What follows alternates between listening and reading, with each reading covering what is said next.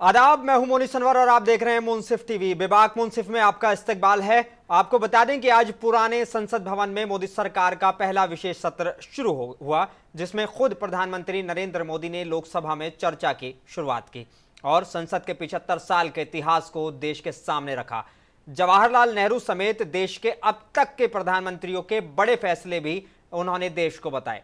प्रधानमंत्री नरेंद्र मोदी ने अपने संबोधन के दौरान कैश फॉर वोट, आरक्षण और धारा 370 को हटाने का जिक्र किया। कुल मिलाकर लोकसभा में पीएम मोदी ने संसद के इतिहास की अब तक की खट्टी और मीठी यादें सुनाई। अब कल संसद भवन की नई इमारत में चर्चा होगी, लेकिन चर्चा किन मुद्दों पर होगी ये अभी तक क्लियर नहीं किया गया है। शगुफे बहुत छोड़े गए, कयास आरइओ का बाजार भी गर्म है। लिहाजा इस बीच विपक्ष ने तो साफ कर दिया है वो 9 मुद्दों पर बहस चाहते हैं।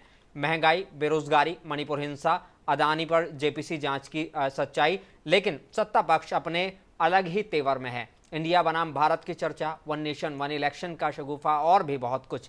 लेकिन आज तो सिर्फ पुराने संसद भवन की कार्रवाइयों को ही याद किया गया। इस पे भी बहस छिड़ गई है, जब पीएम ने कहा कि तेलंगाना और आंध्र प्रदेश को अलग करने का तरीका सही नहीं था। हालांकि नेहरू को हमेशा कोसने वाले दल ने आज पहली बार नेहरू को भी याद किया और धारा 370 का भी जिक्र किया। बेबाक मुंसिफ पर आज इसी को लेकर होगी हमारी चर्चा। क्या खूबियों के लिए संसद की इस इमारत को याद किया जाएगा या नाकामियों के लिए याद किया जाएगा? कल क्या खुलेगा प्रहलाद जोशी के पिटारे से? नाजरीन, आज की इस चर्चा में हमारे साथ शामिल हैं कांग्रेस से अरशद शेख, हमारे साथ जल्द ही जुड़ने वाले हैं। इसके अलावा हम आप उनका भी इस्तकबाल करेंगे। और बीजेपी से झारखंड प्रदेश के लीडर प्रदीप सिन्हा जी हमारे साथ हैं। प्रदीप सिन्हा जी, आपका इस्तकबाल है हमारे शो में। जी नमस्कार। बस बीएसपी से हमारे साथ अबरार हुसैन आजाद साहब हैं, आपका भी इस्तकबाल है हमारे शो में अबरार साहब। और आम आदमी पार्टी से मोहम्मद माजिद हमारे साथ मौजूद है, आपका भी इस्तकबाल है माजिद साहब। पहला सवाल मैं प्रदीप सिन्हा जी से लेना चाहूंगा। प्रदीप सिन्हा जी, आज संसद के जो विशेष सत्र बुलाया गया था उसका पहला दिन खत्म हो गया। खट्टी मीठी यादें जो हैं 75 साल जो इस पुरानी संसद में गुजरे हैं उसको याद किया गया। अब जो नई संसद में जाने वाले हैं तो क्या आप लोगों के मुद्दे होंगे? क्या वही पुराने तेवर रहेंगे या कुछ नया तेवर देखने को मिलेगा? देखिए, 75 सालों का जो इतिहास था आज संसद में उसका एक तरह से कहिए आप लोगों के समक्ष रखा गया जी। बहुत सारे नए सांसद हैं, हम्म। उन लोगों को भी ये बताई गई कि 47 से जो यात्रा शुरू हुई हम्म। आज 2023 में कहाँ तक पहुंची जी।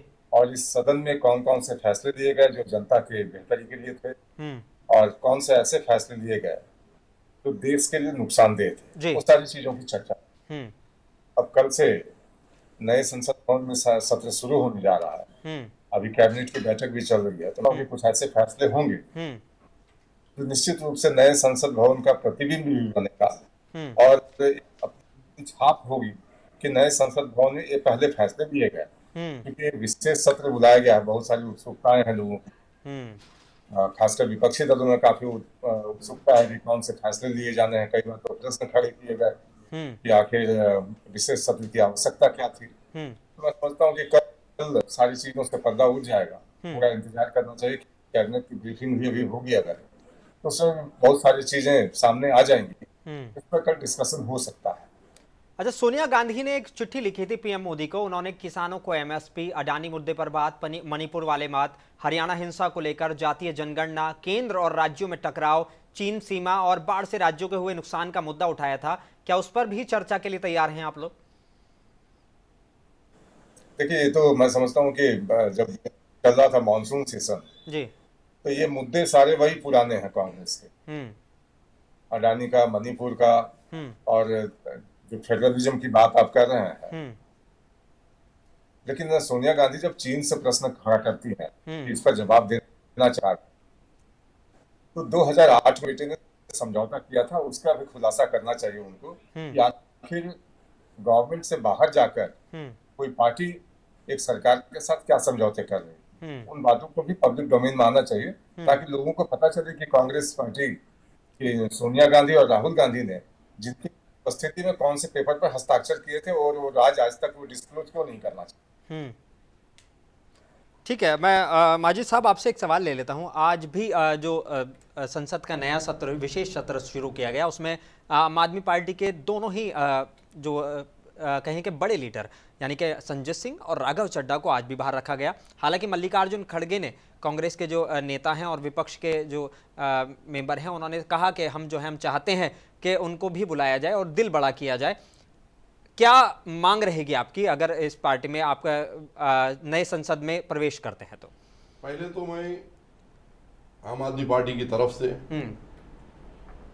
मल्लिकार्जुन खड़गे साहब का और जो हमारे समर्थन में आवाज उठाए हैं, हम उनका तहे दिल से शुक्रिया अदा करते हैं। दूसरा, ये नरेंद्र मोदी साहब 140 करोड़ अवाम के प्राइम मिनिस्टर है। वो प्राइम मिनिस्टर कन अगर कोई अवाम की खिदमत, अवाम के सहूलतें, अवाम की सिक्योरिटी के लिए उनको प्राइम मिनिस्टर बनाया गया, जबकि अवाम की सिक्योरिटी जो फसादात हो रहे हैं, किसी का बच्चे यतीम हो रहे हैं, किसी की बेटी बेवा हो रही है, किसी की माँ का पेट उजड़ रहा है, उसके ऊपर आवाज उठाना हमारा हक है, दस्तूर में लिखा हुआ है।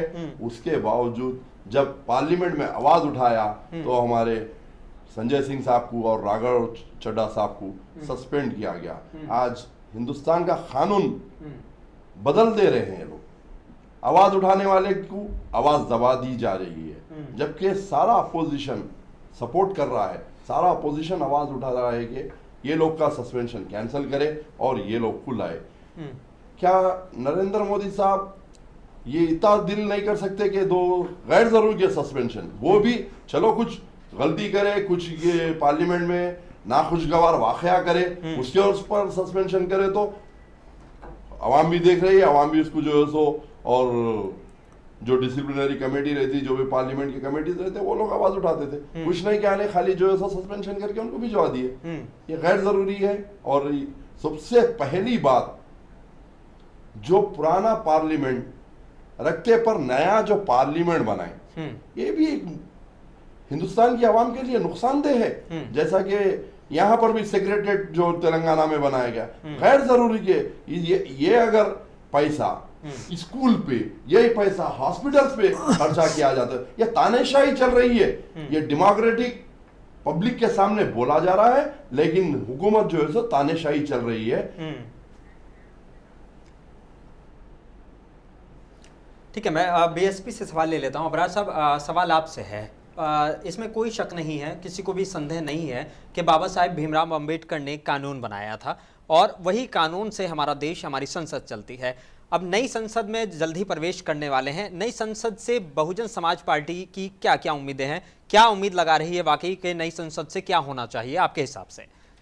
मैं सबसे पहले मुंसिफ के नाज़रीन को सलाम और मुंसिफ के मैनेजमेंट का मैं जो है ना मशकूर हूँ, और बार बार को बेबाकी से आप बहुजन समाज पार्टी को मौका देते हैं। मैं आपके अभी जो है ना बहुत तहे दिल से इज़हार तशक्कर करता हूँ। और आज का जो स्पेशल आपने सेशन जो आज रखा है, और ख़ास करके पार्लियामेंट सेशन की बुनियाद पे आज की गुफ्तगू आपने रखी है, इसके लिए कि आज 75वें साला तक़रीब पार्लियामेंट में हुई है। उसमें तमाम खुद प्राइम मिनिस्टर से लेकर के दीगर तमाम पार्टी के ज़िम्मेदारों ने अपने अपने एहसासात दिए, और बिलखुसूस जहाँ पे इसकी कामयाबियों का तज़किरा हुआ, इनकी नाकामियों का भी तज़किरा हुआ, और बिलखुसूस हैदराबाद पार्लियामेंट के member of parliament barrister Asaduddin Owaisi साहब ने 15 उनकी नाकामियों पे नुक्ताचीनी की और उसकी तरफ मुतवज्जे कराया।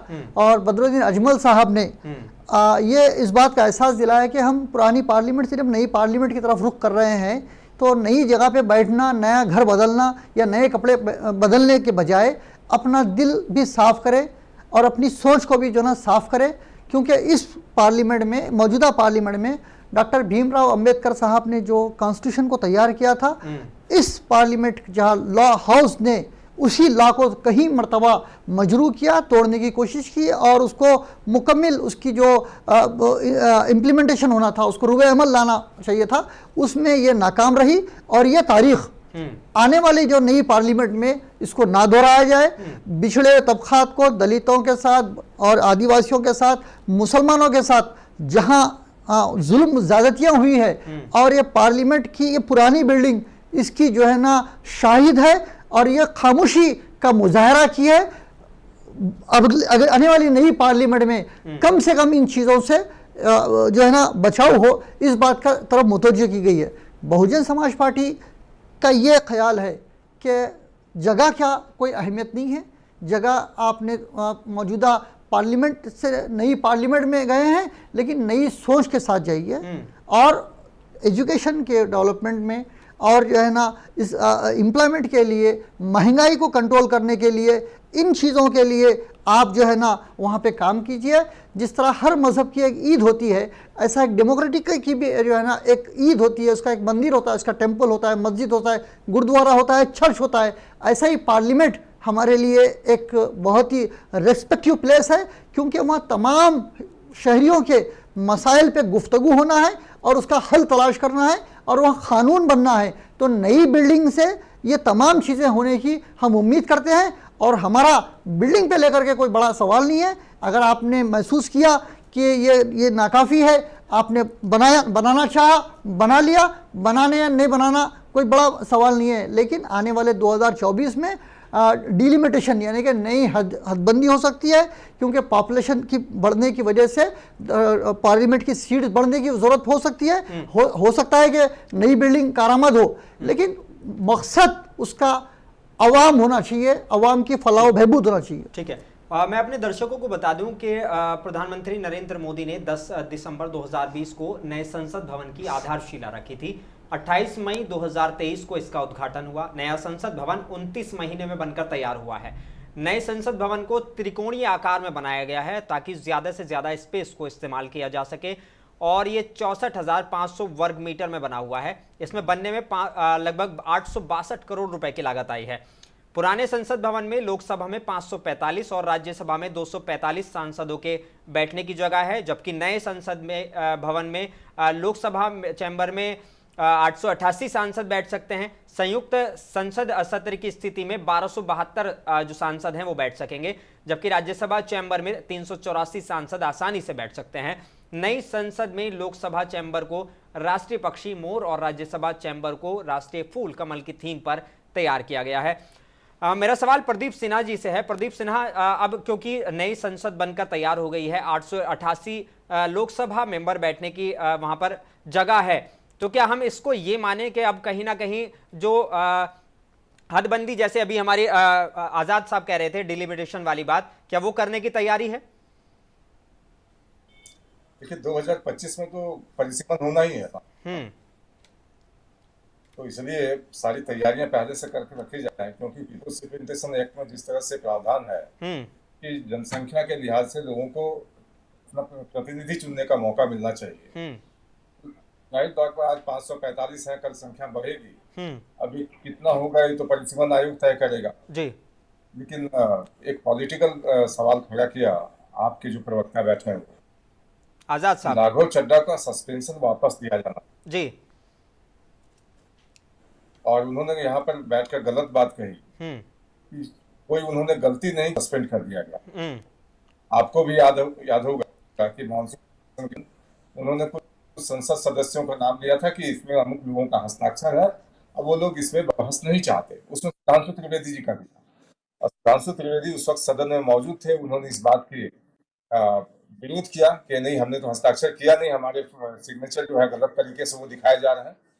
इस आधार पर मैं समझता हूँ जो व्यक्ति गलत आचरण करेगा सदन के अंदर, उसकी सस्पेंशन बिल्कुल ही जायज है और ये सही है। जहां तक उसको सस्पेंशन रिवोक करने की बात हो, कमेटी तय करेगी। अब वो ये भी कह रहे थे कि संसद का जो नया भवन बना, इतने जो पैसे खर्च किए गए, उससे अस्पताल बन जाते, स्कूल बन जाते। तो आपके प्रवक्ता को मैं कहना चाहूंगा कि यही सीख अगर उन्होंने अरविंद केजरीवाल को दे दी होती कि वो जो शीश महल उन्होंने बनाया है, जितने पैसे उसमें खर्च हुए वो अस्पताल और स्कूल में खर्च कर लिए होते। ज्ञान देने के लिए सिर्फ भारतीय जनता पार्टी के लोग हैं क्या? अपने आचरण में भी देखिए कि आप क्या कर रहे हैं। और जनता आज तक ये नहीं समझ पाई कि आपको वो शीश महल की आवश्यकता क्यों थी, क्योंकि अरविंद केजरीवाल तो सत्ता में जब आए तो उन्होंने कहा था कि मैं तो 2 कमरे के मकान में रह लूंगा जी, मुझे गाड़ी नहीं चाहिए, मुझे सिक्योरिटी नहीं चाहिए। और आज बिल्कुल उसके उलट आचरण कर रहे हैं, तो जनता उनकी क्रियाकलापों को देख रही नजदीक। बहुत कुछ कहने की आवश्यकता नहीं है। और जहां तक आपने कहा कि नई संसद भवन में जो अपेक्षाएं हैं लोगों की, निश्चित रूप से कल वो दिखेगा वहां और नए भारत की नई तस्वीर वहां दिखेगी। प्रधानमंत्री के मन में जो सपना है एक सशक्त भारत का, तो निश्चित रूप से वहां से साकार होगा, धरातल पर उतरेगा। और जो 140 करोड़ लोगों की बात की जाती है, तो जो जिन लोगों ने हमें वोट देकर इतना ताकत दिया है कि हम सदन में बैठकर इस देश का भविष्य तय करें, निश्चित रूप से उनकी जो अपेक्षाएं हैं हमसे, भारतीय जनता पार्टी से, भारतीय जनता पार्टी अवश्य पूरा करेगी। उस दिशा में हम धीरे धीरे कदम बढ़ा रहे हैं। कुछ बाधाएं होंगी संविधान के अनुसार, उसको हम दूर भी करेंगे, लेकिन जहां तक प्रश्न है कि हमारे कमिटमेंट पर कोई सवाल नहीं खड़ा कर सकता। हमारा कमिटमेंट है कि हम उन चीजों की ओर बढ़ेंगे, क्योंकि हमारे बहुत सारे चीज जो मैनिफेस्टो में थे उसको हमने करके दिखाया, इसलिए हमारे शंका करने की हम किसी को गुंजाइश नहीं छोड़ेंगे। बसपा के जो प्रवक्ता हैं उन्होंने करेंगे और यही काम करेंगे, ऐसी बात जी। बसपा के जो प्रवक्ता हैं उन्होंने बदरुद्दीन अजमल साहब का जिक्र किया, और बदरुद्दीन अजमल साहब का जो बयान था वो ये था कि उन्होंने कहा है कि नए कपड़े बदलने से सिर्फ कुछ नहीं हो जाएगा, दिल भी बदल कर जाना पड़ेगा। जो कहीं ना कहीं जो विपक्षी सांसदों को परेशान किया जा रहा था उसका भी उन्होंने जिक्र किया है। तो क्या वाकई नए कपड़े बदल रहे हैं या दिल भी बदल रहे हैं? नहीं, किन्हें परेशान किया जा रहा है? नहीं, उन्होंने कहा कि यहाँ जो इस पुरानी संसद में संविधान खतरे में था, तो नई संसद में जाकर जो है क्या दिल बदल जाएगा? जी मैं बता रहा हूँ जी कि इन लोगों के हिसाब से तो चुनाव आयोग भी निष्पक्ष नहीं है, सुप्रीम कोर्ट भी निष्पक्ष नहीं है, सब बिक चुके हैं। और ईडी और सीबीआई जैसी संस्थाओं के खिलाफ 14 दल तो सुप्रीम कोर्ट पहुंच गए थे कि इनको रोका जाए, अपनी कार्रवाई पर लगाम लगाएं, पूछताछ नहीं करने दिया जाए। लेकिन सुप्रीम कोर्ट ने क्या कहा कि नहीं, सुप्रीम कोर्ट संवैधानिक, ईडी और संवैधानिक संस्था है, वो अपने कार्यक्रम जो है अपने हिसाब से करते हैं, इसलिए उसमें कोई रोक नहीं लगेगी। तो जिन लोगों ने बार बार ये कहा, देश को गुमराह करने की कोशिश की कि देश खतरे में है, संविधान खतरे में है, उन लोगों को एक बार देखना चाहिए कि राफेल पर जिस तरह से झूठ फैलाया गया, तो माफी किसको मांगनी पड़ी जाकर सुप्रीम कोर्ट में। लेकिन सवाल आपसे ये भी है कि अगर सुप्रीम कोर्ट एक संवैधानिक संस्था है और अगर इलेक्शन कमीशन इतना ही बेहतर काम कर रहा है, तो फिर इलेक्शन कमिश्नर को जो चुनने का, चीफ इलेक्शन कमिश्नर को चुनने का जो तरीका आप लेकर आए हैं, उसमें कैबिनेट मंत्री को आप लेकर आ रहे हैं, सुप्रीम कोर्ट के जो जज हैं उनको वहां से हटा रहे हैं, तो इसकी जरूरत क्यों पड़ रही है आपको?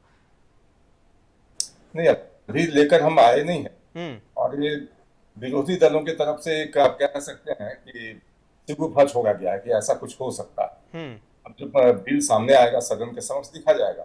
लेकिन एक बात तय मान लीजिए, तो में संशोधन करने का हमारा अधिकार है। सरकार हम उन दलों के मुताबिक नहीं चला सकते जो आज विपक्ष में है, और जिन्होंने पूरे 50 साल जब वो सत्ता में थे, उन्होंने मनमानी की, 370 लागू किया, 35 लागू किया, मंदिरों का अधिग्रहण करके वहां की संपत्तियों पर अपना कब्जा जताया, लेकिन मस्जिदों को और गुरुद्वारों और चर्चेज को छोड़ दिया गया कि वो अपनी आमदनी जुटाए, अपने मुताबिक खर्च करें। तो जिस तरह से इन लोगों ने मनमानी की है, तो उस पर तो रोक लगाने की कोशिश हम करेंगे ना। ठीक है, मैं बिल्कुल, जब आप कहते हैं कि धर्मनिरपेक्ष राज्य है, तो ये दिखना भी चाहिए, सिर्फ कहने से नहीं होगा, दिखना भी चाहिए। ठीक है अरशद शेख, वो तो आप पर ही इल्जाम लगा रहे हैं, वो कह रहे हैं कि अगर आपको जो है इन सारी चीज़ों पर जाना है, आप जो है कह रहे हैं कि पार्लियामेंट जो है वो उसकी कोई ज़रूरत नहीं थी किसी भी तरह की। अगर वाकई इन सारी चीज़ों की कोई ज़रूरत नहीं है और ये सारी चीज़ें, वो कह रहे हैं कि फिर अरविंद केजरीवाल को ने कहा था कि मैं कोई नया घर नहीं लूंगा, कुछ नहीं करूंगा, लेकिन अब उसको शीश महल बनाने की क्या ज़रूरत पड़ गई अपने? पहले तो हमारे जो बीजेपी के प्रदीप साथी है जी, उनको ये नहीं मालूम कि अरविंद केजरीवाल साहब वही घर में खाली रिनोवेशन करे, पार्लियामेंट के वैसा अलग नया घर नहीं बनाए। और ये आज की जो डिबेट है, ये डिबेट सिर्फ पार्लियामेंट की हद तक की है। और वो जो अरविंद केजरीवाल साहब जो घर रिनोवेशन करे, वो घर जो है सो गवर्नमेंट प्रॉपर्टी है, खाली उसको रिनोवेशन करे, उसके पर्दे बदले, उसके टाइल्स बदले, छत गिर रहा था, छत का जो है सो रिपेयर करे, तो वो तो जरूरी चीज है। क्या बोले आप? पर्दे कितने के हैं वो भी बता दीजिए। किसके है वो? 8 लाख रुपए के पर्दे है किसके? अरविंद केजरीवाल साहब जाति गवर्नमेंट से पैसा लेके अपने घर को लगाए, या गवर्नमेंट की जो प्रॉपर्टी है, जो आवाम की प्रॉपर्टी है, जो चीफ मिनिस्टर चुन के भिजाते हैं उनकी प्रॉपर्टी है? अगर कल के दिन आपका अगर चीफ मिनिस्टर गया तो वही घर में जाएगा, वही पर्दा इस्तेमाल करेंगे साहब। लेकिन सवाल पहले उन्होंने कहा सिखाइए ना, मुझे नया मकान चाहिए, जब आपको नया पर्दा होना है क्या? हमारा अरविंद केजरीवाल साहब जब पहली हुकूमत करे वही पुराने घर में पुराने पर्दे इस्तेमाल करे। लेकिन फिर उनका भी ये जवाब हो सकता है आपने कहा ना अभी जी, अजमल साहब ने कहा ना कि कपड़े बदलने से नियत नहीं बदलते, मत बदलो कपड़ा। अब छत गिर जा रहा, आपका नया वीडियो है, किसने रोका? छत के जो वो जो टुकड़े गिरने लग गए, वो नहीं, वो चेंज नहीं करना, उसको रिन्यूएशन नहीं करना, या मर जाना, या आपका घर रहा तो आप रिन्यूएशन नहीं करते? गलत बयान मत दीजिए। नहीं, गलत नहीं है, हकीकत है, हकीकत है। सिन्हा जी एक मैं आपको बता देता हूं, दो और बार सिक्योरिटी की भी जरूरत क्यों पड़ी उन्हें? सिक्योरिटी की जरूरत पड़ी, उनके ऊपर अटैक हुआ कई बार अटैक होने के बाद सिक्योरिटी की जरूरत पड़ी। अगर अटैक नहीं होता था तो सिक्योरिटी की आपकी हुकूमत थी, पुलिस आपके हाथ में है, सही इंक्वायरी अगर कराते, सही जो है जो अटैक करा उसको सजा दिलाते तो उनकी सिक्योरिटी की जरूरत ही नहीं है, क्योंकि उन्हें करप्टेड नहीं है, किसी कोई चीज की चोरी का इल्जाम नहीं है उनके ऊपर। गैर जरूरी जो है सो मनीष सिसोदिया को फंसा के रखे हुए, गैर जरूरी सत्येंद्र जैन को फंसा के रखे हुए। अच्छा, सबसे बेहतरीन बात, मनीष सिसोदिया साहब के साथ उनको बेल इसलिए नहीं मिल रही है कि उनके इतने अच्छे ताल्लुकात हैं जो सबूत मिटा सकते हैं। मेरा दावा है हर क्रिमिनल के ताल्लुकात रहते। क्या ब्रिजभूषण के ताल्लुकात नहीं है, उसको बेल कैसा मिलती? क्या ब्रिजभूषण क्या मनीष सिसोदिया से कमजोर है कि उसको जो ऐसा बेल मिल गई? बिल्कुल कानून का जो दायरा है, दायरे से हटके चल रही है हुकूमत। आप जरा सोचिए, आप भी इत्मीनान से, क्योंकि इससे पहले जब डिबेट में आया उस काबिल आदमी नहीं थे, आप जो बात कर रहे हैं अच्छी काबिलियत है, मगर जरा हर पहलू से सोचिए। आप बीजेपी के साइड से भी सोचिए, आम आदमी पार्टी के साइड से भी सोचिए, आवाम की साइड से भी सोचिए। अरशद साहब हमारे साथ जुड़ गए हैं कांग्रेस से। अरशद साहब, आपका भी इस्तकबाल है हमारे साथ। अरशद साहब, आज का जो संसद भवन का, जो पुराने संसद भवन का जो विशेष सत्र बुलाया गया था, उसमें पहला दिन रहा। आज पहले दिन में 75 सालों का जिक्र किया गया, खट्टी मीठी यादें भी की गई और कांग्रेस ने भी कई सवाल उठाए हैं। आपको क्या लगता है कि जब नई संसद में जा रहे हैं तो अब कल क्या कुछ खास होना चाहिए आपके हिसाब से? क्योंकि जी, सबसे पहली बात, संसद भवन नया जो हजारों करोड़ लगा के बना है, ये ब्लंडर है। पैसा किसका है? क्या पुराना संसद खराब है क्या? मैं जाके देखा हूँ संसद, अंदर जाके देखा हूँ, नया संसद भी देखा, पुराना संसद भी देखा जी। तो एकदम मतलब पुराने संसद के सामने नया संसद कुछ भी नहीं है। एक दूसरी बात जो है ना, संसद की बिल्डिंग के अंदर जो है ना चर्चा होनी चाहिए, सॉल्यूशन निकलना चाहिए उसके अंदर, जो है ना आवाम के लिए, जनता के लिए जो है ना उसके मसले हल होना चाहिए। लेकिन हजारों करोड़ लगा के नया संसद बना दिए, वो कर दिए, ये सब अभी कब तक लूटेंगे लोगों को, अभी कब तक परेशान करेंगे लोगों को?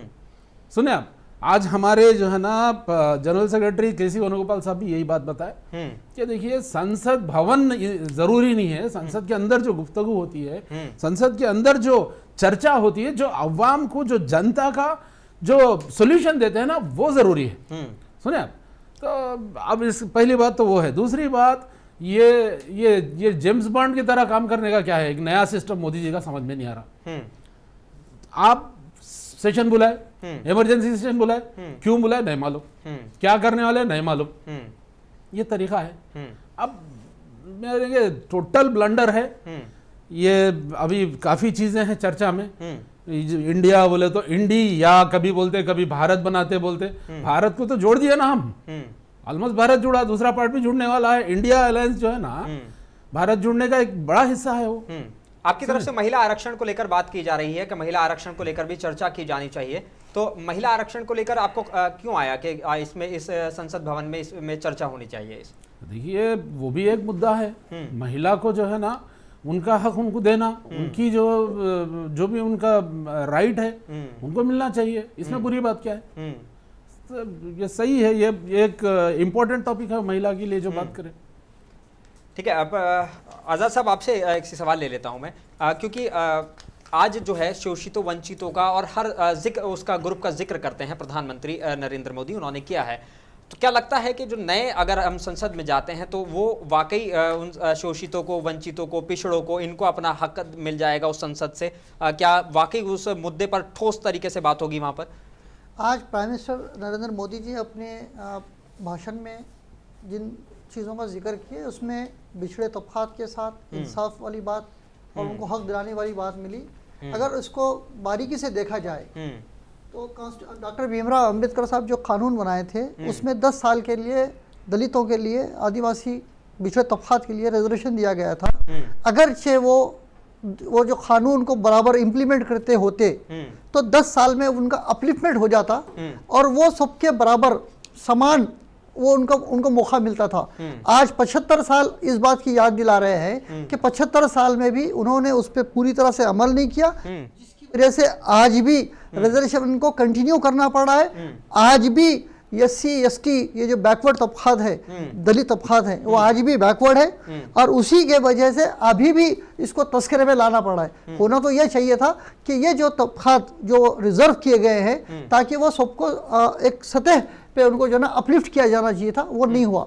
और एक दूसरी बात, आज प्राइम मिनिस्टर नरेंद्र मोदी जी ने आज एक बात पे टिप्पणी की है, वो जिस रियासत से मैं तेलंगाना से बिलोंग्स करता हूँ, उन्होंने तेलंगाना के बाइफरकेशन को लेकर के अपनी एक राय दी है कि उन्होंने कहा कि पार्लियामेंट सेशन के दरवाजे बंद कर करके इसकी तकसीम अमल में आई है, इसका टेलीकास्ट रोक करके तकसीम अमल में आई है। और उन्होंने और एक बात कही कि यहाँ पे आंध्रा और तेलंगाना के लोगों की बात सुननी चाहिए थी। तो यहाँ मैं एक चीज़ नरेंद्र मोदी साहब के इल्म में लाना चाहता हूँ कि 1947 में हिंदुस्तान आज़ाद हुआ, 17 सितंबर के लिए जब इंडियन यूनियन में हैदराबाद दक्कन रियासत इंडियन यूनियन में मर्ज हुई, उस वक्त में इस रियासत के 3 हिस्सों में 3 डिफरेंट लैंग्वेजेस बोली जाती थी। कर्नाटक में कन्नड़ बोली जाती थी, महाराष्ट्र में जो अभी शामिल किया गया है वहाँ मराठी बोली जाती थी और तेलंगाना के जो 10 ज़िले हैं यहाँ पे तेलुगु बोली जाती थी। 1956 में इस तेलुगु रियासत के साथ जो माबाकी बाजू में जो आंध्रा रियासत थी जहाँ पे तेलुगु बोली जाती थी, इन दोनों रियासतों को मर्ज किया गया, मर्जर हुआ। मर्जर होने के बाद में 2014 तक ये रियासतें मर्जर रही, लेकिन 56 से ही लगातार एक एजिटेशन, एक शिकायत, एक हमेशा एक बात रही कि हमको इनके साथ मर्जर न रखा जाए, हमको अलग रखा जाए। लेकिन उस वक्त से जो एजिटेशन चलता रहा, 69 में भी बड़े पैमाने पे चन्ना रेड्डी के दौर में एजिटेशन चलता रहा। 2014 में ये एजिटेशन की वजह से तेलंगाना को अलग करना पड़ा। अब बात करने की बात मोदी जी बोल रहे हैं कि जब 2 चीज़ों को ज़बरदस्ती जोड़ कर रखा गया और उस वक्त से जिस दिन से जोड़ा था उस दिन से इस बात का तस्करा था कि हमको अलहदा किया जाए। लेकिन उस वक्त प्राइम मिनिस्टर नेहरू जी ने जिस वक्त में तेलंगाना और आंध्रा को मर्जर किया था, इस बात का तस्करा किया कि ये ऐसा पहला मौका है कि ये साथ में मिलकर चलेंगे और जब ये चाहें कि हम अलहदा हो सकते। किसी भी शादी में डाइवर्स का जो है ना डॉक्यूमेंटेशन नहीं होता, लेकिन तेलंगाना और आंध्रा के मर्जर में डाइवर्स का डॉक्यूमेंटेशन भी हुआ था कि आप अलहदा भी हो सकते हैं। जब आपको लगेगा आप अच्छा चल रहा है तो चलिए, नहीं चल रहा है तो आप अलहदा हो सकते हैं। वहाँ बात करने की बात नहीं है। मोदी जी के ये इल्म में मैं बात लाना चाह रहा हूँ कि तेलंगाना और आंध्रा से बात करने की बात नहीं थी। वहाँ पे आंध्रा का डिमांड था अलग होना, तेलंगाना का डिमांड था अलग होना, आंध्रा का डिमांड नहीं था अलग होना। और रही बात ये जो 10 ज़िले हैं तेलंगाना के, इस 10 ज़िलों में एक ज़िला है वो हैदराबाद है, जो हैदराबाद ही की वजह से 9 ज़िले जो है ना इसके खुर्रम है। अगर इस ज़िले पे ख़तरा पड़ता है या इसको यूटी बनाया जाता है या इसको कोई अलग किया जाता है तो माबाकी 9 ज़िले तेलंगाना के वो बिछड़ जाएंगे, बैकवर्ड हो जाएंगे। ठीक है प्रदीप सिन्हा जी, आपसे सवाल है। अभी कांग्रेस अध्यक्ष मल्लिकार्जुन खड़गे ने आज राज्यसभा में बोलते हुए भाजपा की वॉशिंग मशीन का जिक्र किया है। खड़गे ने कहा है कि नेहरू जी कहते थे कि जब एक मजबूत विपक्ष ना हो तो मान लो कि सिस्टम में कोई बड़ी खामी है। कांग्रेस नेता ने यह भी कहा है कि आज सरकार पहले ईडी और सीबीआई के जरिए विपक्ष को कमजोर करने का काम करती है और फिर पता नहीं किस वॉशिंग मशीन में डालकर आरोपी को साफ करती है और अपनी पार्टी में शामिल कर लेती है। लेकिन बार बार वो इसी चीज का जिक्र कर रहे हैं। एक तो ये सवाल आपसे, दूसरा सवाल मेरा आपसे ये है, अभी आजाद साहब ने एक अहम मुद्दा उठाया है कि हैदराबाद को यूनियन टेरिटरी बनाने की भी जिक्र आ रहा है, क्या ये सही है? देखिए, जो पहला प्रश्न आपने किया जी, आपने कहा कि अगर मजबूत विपक्ष ना हो तो उसकी कमजोरी है। तो विपक्ष को हम जिताने के लिए तो चुनाव नहीं लड़ सकते। भारतीय जनता पार्टी चुनाव अपने उम्मीदवारों को जिताने के लिए लड़ेगी। इसकी चिंता तो खड़गे साहब को करनी है कि उनके पार्टी के लोग ज्यादा से ज्यादा कैसे जीत के आए। अब जनता अगर उनको जिता नहीं रही है, इसके लिए भारतीय जनता पार्टी जिम्मेदार नहीं है।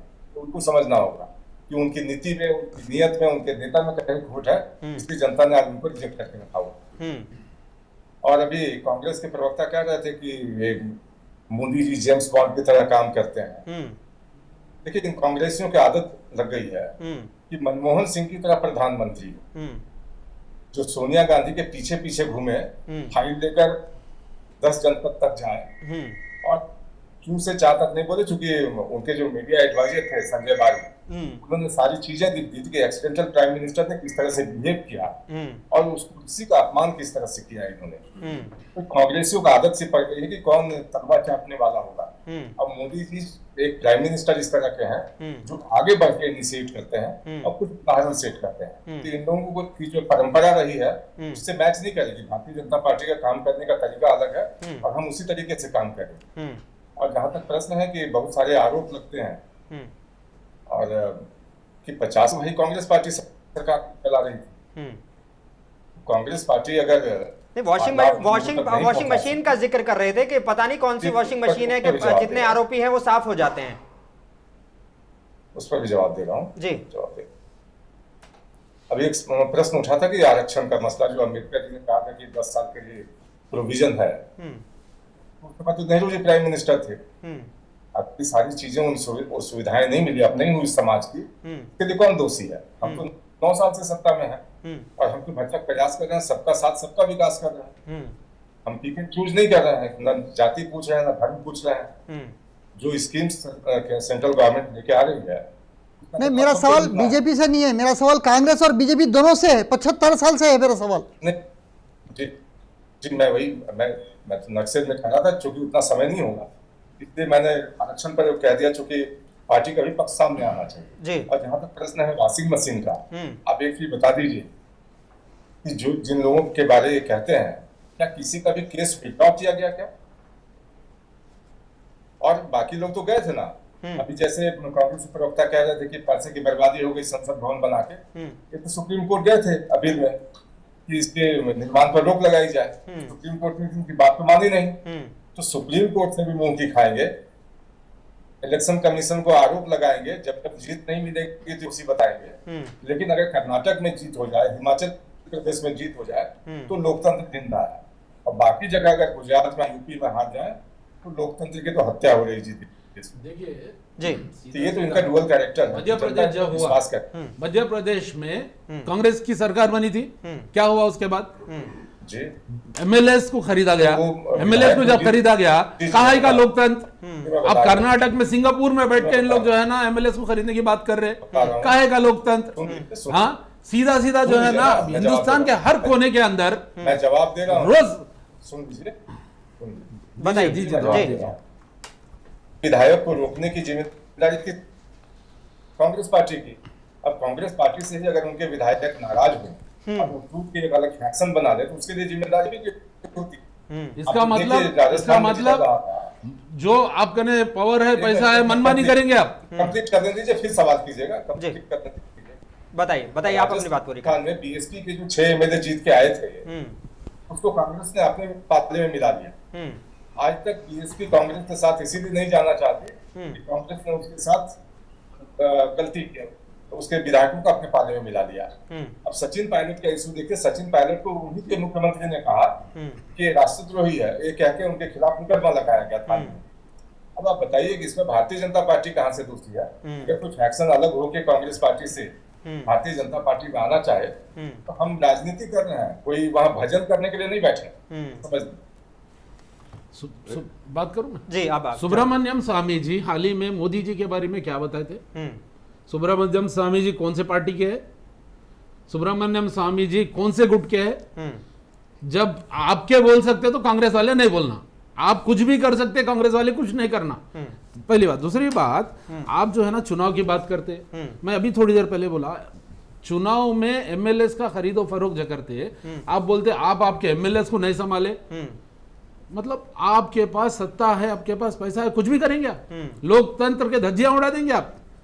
हाँ, दूसरी बात, ऐसा तो तेलंगाना के बारे में बीजेपी बात करने का उसको नैतिक हक है क्या? उसको तेलंगाना के बारे में बीजेपी बात करने का, अब मैं बात कर रहा हूं, जब से आप बात कर रहे थे अब बीच में मैं मत बोलो बोले, अब मैं बात कर रहा हूं, आप मत बोलिए सिन्हा साहब।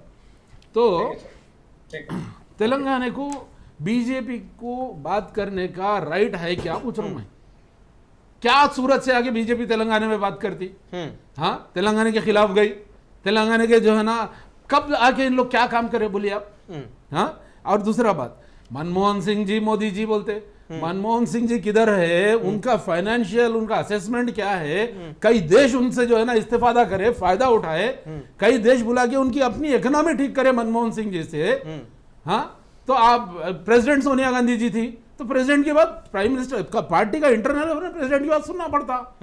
मनमोहन सिंह जी और मोदी जी के कहाँ का तुम लोग जो है ना बराबरी करते? कहाँ वो फाइनेंशियल जो है ना परफेक्ट जो है ना एनालिसिस्ट है, और कहाँ मोदी जी महान थालियां बजा के जो है ना खत्म नोटबंदी बोले वाले। ये सब छोड़ना पड़ता भाजपा को, ये अपना डब्बा बजाना, बाजा बजाना छोड़ना जरूरी है। अब रहा सवाल संसद भवन का, भाई जरूरत क्या थी? जरूरत क्या थी बनाने की, उतने हजारों करोड़ डालने की? हम जब जो है ना अदानी के बारे में बात करते, अब देखो सीधा एक कोई सांसद के बारे में बात करे तो जवाब कुछ नहीं आ रहा, अदानी के बारे में बात पूरा भाजपा उठ के आ जाता। ऐसा क्या है अंदरूनी जो अदानी से इतना ज्यादा भाजपा का जो रिश्ता है? क्यों नहीं बोलते आप लोग? इधर के उधर के बातें करते। गुज़िश्ता जो मीटिंग में आप ही थे, मैं जो यहाँ डिबेट में था आप ही थे, मैं बोला तू इधर उधर की बात मत कर, सीधा बता, ये बता कि काफिला लुटा क्यों? तो ये भाजपा वाले सिर्फ गुमराह करना छोड़ के कुछ नहीं जानते इन लोग। पब्लिक को गुमराह करते इन लोग, जनता का नुकसान करते इन लोग। लोग बाहर भाग के चले जा रहे। जब जो है ना राहुल गांधी बोलते हैं नीरव मोदी, ललित मोदी, इन लोग जो है ना चोर है, चोर नहीं है क्या उन लोग? उनके ऊपर जो है ना केस फाइल करते आप, उनको जेल भेजाने की साजिश करते। अरे भाई जनता की कभी तो सेवा करो। प्रदीप सिन्हा जी जवाब दे दीजिए, एक शॉर्ट में जवाब दे दीजिए, फिर माजिद साहब से सवाल लूंगा मैं। जी, इनसे जरा पूछ लीजिए कि चिदम्बरम साहब वो नोट में लिख के बैंक को भेजते थे कि इनको लोन दे दिया जाए, वो किसके लिए लिखा था उन्होंने? फिर एक बार पूछो। और जो इन्होंने मनमोहन सिंह की बात की कि दूसरे देश उनसे अपने इकोनॉमी के सेहत सुधारने की सलाह देते, अपने देश का जो इकोनॉमिक हालत सुधार नहीं सका, वो दूसरे देश से वो क्या सलाह देगा? अरे कैसी बात करते हैं भाई। रिजीम में 10 साल में मनमोहन सिंह जी के टाइम पे जीडीपी कितना था, मोदी जी के टाइम पे जीडीपी कितना है? सुन लीजिए ना, सुन लीजिए, बोलिए। बताइए जगह, आज इतने एडवर्स पोजीशन होने के बावजूद भी, जब रूस यूक्रेन की युद्ध के हालात हो और पोस्ट कोविड का दौर चल रहा हो, आप बताइए कि पूरे देश की, पूरे वर्ल्ड के आप देखिए, अच्छा याद दिला भाई साहब, इसकी आर्थिक प्रगति जो है हमसे बेहतर है, ये बताइए आप। कोविड, अच्छा याद दिला भाई साहब, कोविड के अंदर राहुल गांधी जी ने कहा, आप बोलिएगा ना, बोलिए, आप बोल दीजिएगा, बोलिए। कोविड के अंदर मॉनेटरी फंड हो, हो, जितनी भी संस्थाएं हैं, उन्होंने कहा कि नहीं, भारत की इकोनॉमी अच्छी दिशा में जा रही है। और आपको तो ये दिखेगी नहीं, क्योंकि आप ऑर्गेनाइज सेक्टर हो, अनऑर्गेनाइज सेक्टर हो, ऑटो सेक्टर हो, हर क्षेत्र में हम प्रगति कर रहे हैं। आप अगर उसको सेगमेंट वाइज भी देंगे, हर तिमाही का आकलन करेंगे, उसमें भी हम बेहतर कर रहे हैं। लेकिन ये चीजें आपको दिखेंगे नहीं, क्योंकि आपको तो मनमोहन सिंह का चैप्टर पढ़ना है, और वही मनमोहन सिंह, कम से कम हम बच्चों के स्कूल के किताबों में तो नफरत नहीं पढ़ते ना। मनमोहन सिंह का चैप्टर बहुत अच्छा है, मनमोहन सिंह जी का। 9 साल में स्कूल के किताबों में नफरत आज हमने कर्नाटक में बदल दिया सब। सुन लीजिए, बोलिएगा तो दिक्कत होती है ना, आवाज ठीक होता है, आप ही बोल दीजिएगा अपने बारे में। नहीं, कर लीजिए, शॉर्ट में जवाब दे दीजिए, फिर मैं माजिद साहब से भी मेरा एक सवाल है, आप अपना जवाब पूरा कर लीजिए। देखिए, संसद भवन का जो रोना रोड है ना, ये भवन नहीं बनना चाहिए था। मैं समझता हूँ कि जो गुलामी की लेगेसी को अपने कंधों पर ढोकर चलना चाहते हैं, ये उनका शौक हो सकता है कि वो गुलामी की तस्वीर को लेकर चले, ये उनका मसला हो सकता है, क्योंकि नेहरू जी जो है, लेकिन पीएम मोदी का ही हमारा रोना संसद भवन पे नहीं है, संसद भवन आगे भी बना सकते। हमारा रोना है हमारे मासूम बच्चों के एजुकेशन का, हमारा रोना है जो बीमार बीमार लोगों को बेड नसीब नहीं है, ऐसे ऐसे गवर्नमेंट हॉस्पिटल्स है, बाथरूम का जो है सो ग्लूकोज बना पकड़ने के अटेंडर पेशेंट के साथ रहना है। हमारा रोना ये है, हमारा रोना संसद बनाए बोल के नहीं है। संसद को जब जरूरत है, जब बनाने की जरूरत है, ये प्राइम मिनिस्टर बनाने की जरूरत नहीं है। अगर नाम जो है ना आगे अपना नाम अगर 100 साल 200 साल 300 साल अगर आपको नाम रखना है तो फिरौन भी था, नाम रखा, आज भी याद करते, और एक मूसा भी था, आज भी याद करते। नाम रखने में फर्क है। नाम जो है ना, खुद आप काम अच्छा करो। अब जैसा कि अरविंद केजरीवाल साहब जो आज स्कूल्स और हॉस्पिटल पे काम किया, ये 100 साल तक नाम चलते रहेगा। ऐसे काम करो, आप पे उम्मीद करके, भरोसा करके 140 करोड़ की आवाम में से कुछ लोग आपको सपोर्ट करके आपको जिताए। क्या भरोसे पे जिताए, क्या उम्मीद पे जिताए, आपके कौन सा जो है सो उनकी उम्मीद पूरी करे, ये बात करो। आप जो है ना संसद पे रोना नहीं रो रहे साहब। संसद अब फिलहाल अपने को अच्छा था। आज हमारे को जरूरत है हॉस्पिटल की जरूरत है, आज हमारे को जरूरत है स्कूल की जरूरत है। आज हमारे हिंदुस्तान में कई ऐसे लोग हैं जो भूखे सो रहे हैं, उनके भूख की जरूरत है। जो चीज की जरूरत है वक्तिया वो चीज करनी चाहिए, ना चाहे खाली अपना नाम और अपने चर्चों के वास्ते आप क्या जरूरी था आपको सरदार वल्लभ भाई पटेल की कितने 30,000 करोड़ 30-32,000 करोड़ रुपए खर्च करके मूर्ति बनाने की क्या जरूरत है, क्या फायदा है उससे? ठीक है, जवाब ले लेते हैं। अरे आपको तो कोई जरूरत नहीं थी, आपको तो सिर्फ नेहरू की तस्वीर लगनी चाहिए थी। नहीं, हम कांग्रेस पे भी बोलते हैं, हम आप पे भी बोलते हैं।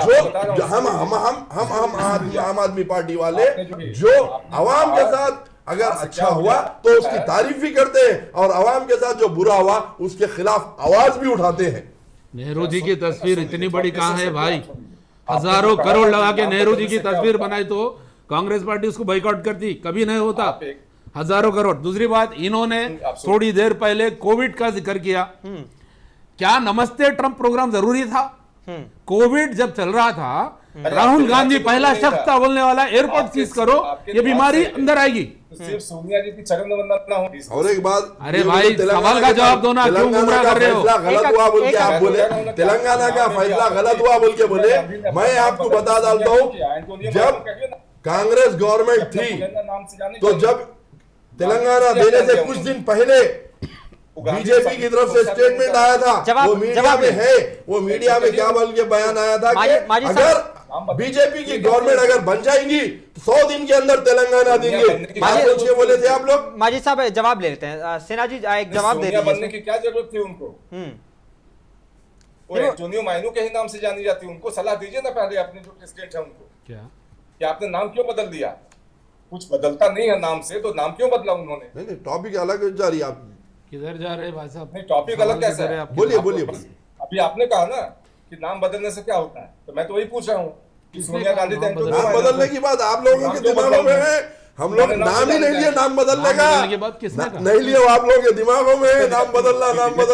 नाम बदलने से सब अच्छा हो जाएगा। आपने लिया ना। बिल्डिंग बदलने से हिंदुस्तान का मूल्य, हिंदुस्तान के हालात सुधर जाएंगे। वो आप लोगों के जहन में, हमारे जहन में नहीं है। हमारे जहन में बाबा साहब अम्बेडकर ने जो सपना देखा था वो पूरा करना हमारे जहन में है।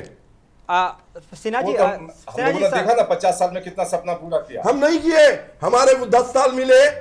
10 साल में क्या हालत हो गई। अगर आप अमेरिका के ट्रंप को यहां पर बुला रहे हैं तो उसकी बीवी हमारे गवर्नमेंट स्कूल्स देखने के लिए तड़प गई।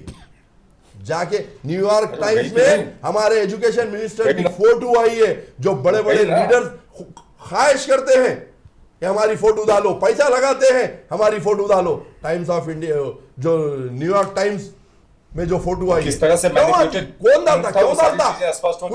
कुछ अच्छा ही होने से आज आम आदमी पार्टी की तरफ से हिंदुस्तान का नाम। जवाब ले लेते हैं, जवाब लेते हैं। झूठ मत बोला करो। अरे झूठ क्यों बोल रहे हैं? सब आपके सामने है, कौन झूठ है कौन सही है सब सामने है।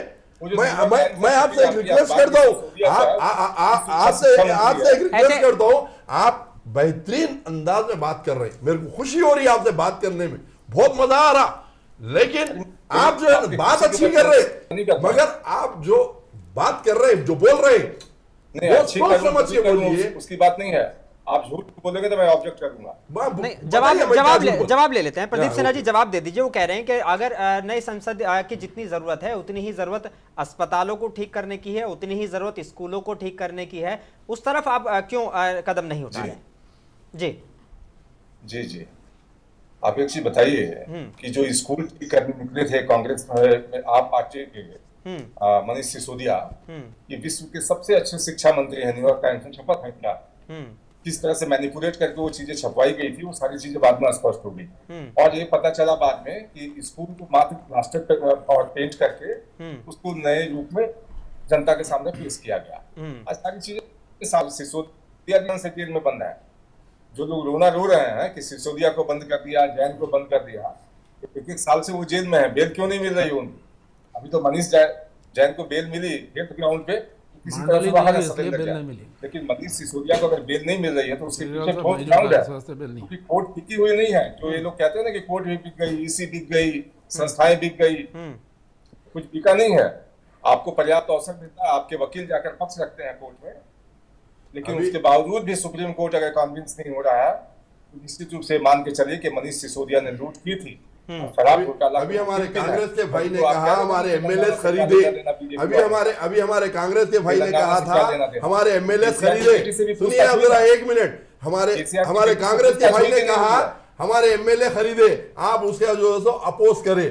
हमारे कन प्रूफ है, यहाँ पर तेलंगाना में हैदराबाद के बॉर्डर में फार्म हाउस के अंदर सौदा हुआ है, पूरा रिकॉर्डिंग है, प्रूफ है। एक बात, दूसरी बात, जब एमएलए खरीदा जाता है तो कैसा खरीदा जाता है? हमारे कन भी दिल्ली के एमएलए कन भी आए थे लोग खरीदने के लिए। एक तरफ गन रहती है या एक तरफ उसको खुद कोई क्रिमिनल केसेस या कुछ भी होंगे रहते हैं, दूसरी तरफ पैसा रहता है, दूसरी तरफ बोलते हैं हम तुम्हारे को पोजीशन देते हैं। कौन बेचारा अपनी बीवी बच्चे औलाद माँ बाप को बुजुर्गों को छोड़ के जो है ना जेल के सलाखों में फंसना चाहता, कौन जो है सो कुछ अगर उसके ऊपर कुछ इल्जाम है उसके ऊपर अंदर डाल देंगे बोल के उनको डर रहता, वो आदमी बिकता। ठीक है। आम आदमी पार्टी मनीष सिसोदिया साहब और संजय हमारे सत्येंद्र जैन साहब पे गैर जरूरी का इल्जाम लगाए अंदर, यहाँ तक कि अरविंद साहब का स्टेटमेंट है अंदर जाकर सिन्हा जी उनसे पूछा गया आप आ जाइए हमारे गन, आपको चीफ मिनिस्टर का पोजीशन दे देंगे। ठीक है सिन्हा जी, वो इल्जाम लगा रहे हैं कि आपने जो है कई एमएलए को खरीदने की कोशिश की आम आदमी पार्टी के, वो नहीं बिके, एक अलग बात है। और मनीष सिसोदिया अगर आज जेल में है तो कहीं ना कहीं वो इसका रीजन ये है कि वो आपकी पार्टी में शामिल नहीं हुए। क्या ये कितनी सच्चाई है? बस शॉर्ट में जवाब दीजिए फिर, क्योंकि प्रोग्राम को बताइए। जी दिल्ली विधानसभा में हमारे पार्टी के 3 विधायक जी, और अगर दल बदल होता है 2/3 के साथ होना चाहिए। कितनी संख्या है आप पार्टी की? 67। नहीं 62 है, आप मुझे इन्फॉर्मेशन नहीं है, अब 62 है। क्या संभव है बीजेपी के पूरा इन्फॉर्मेशन रखिए आप। और अरविंद केजरीवाल ने कहा कि 40 करोड़ रुपए दिया था बीजेपी वाले, आप 42 विधायक खरीदे जा सकते हैं।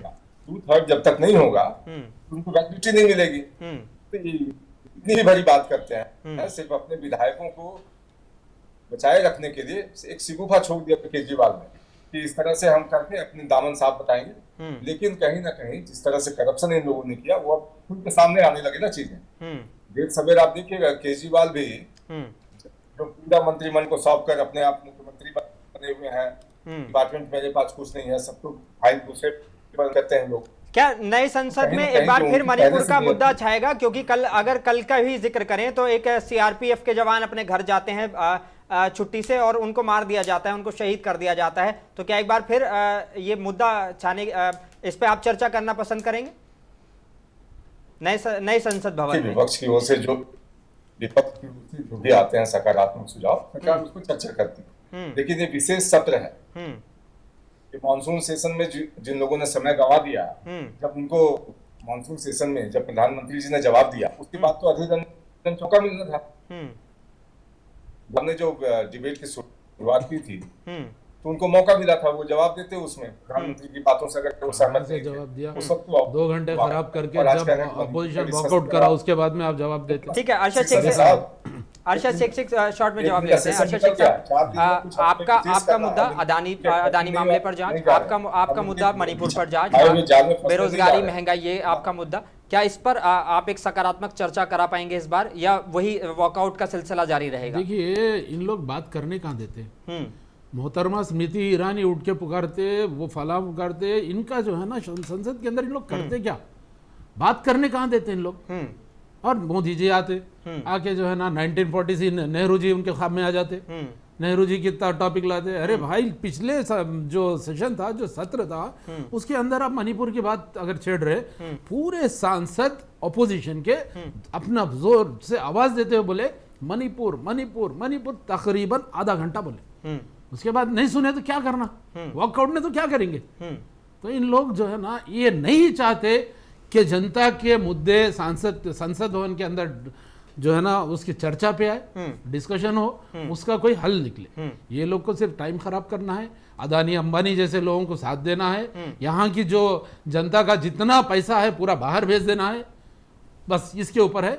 और अब जो अगला इलेक्शन होता, ये इलेक्शन में इन लोग हमेशा के लिए चले जाने वाले वापस। ठीक है, मैं आज़ाद साहब आपके पास आ जाता हूँ। अबरार साहब, संसद को दिल कहा जाता है, जहाँ पर देश के हर अहम मुद्दों की चर्चा की जाती है, तो क्या इस दिल में एक बार फिर से वाकई कुछ हमें नया देखने को मिलेगा? क्या ये दिल एक बार फिर से वो शोषितों वंचितों के लिए धड़केगा?